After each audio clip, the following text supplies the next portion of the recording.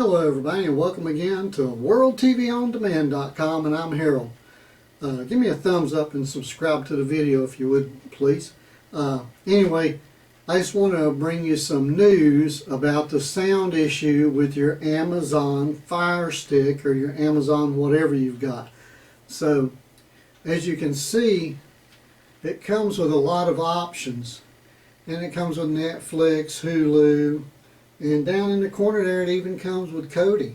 So Amazon Fire Stick comes preloaded with Kodi. Who would have thought?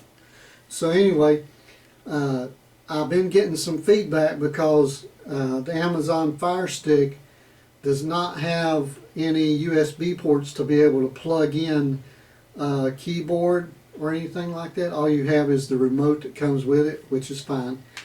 But if you're having sound issues and you don't have that red speaker up in the corner with a line through it, then I've been told, and I don't have one, I'm going to order one so I can test it out, but that if you unplug it and leave it unplugged for 5 minutes or so and plug it back in, a lot of times that will fix the sound issue.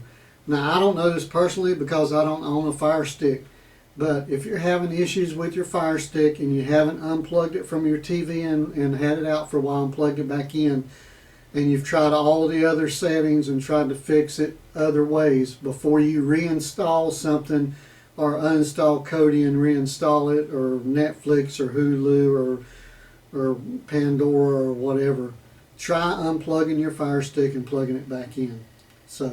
And I have a lot of other videos on how to do different things with different Android boxes, Linux boxes, your computer or whatever that you're trying to use to stream media over the internet.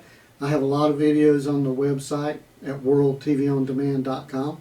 So if you would, head over there and check out some videos, and I'll have another video for you soon, and I hope this fixes your sound issue with your Amazon Fire Stick. You guys have a great day, and I'll have another video for you probably about an hour. Have a good day.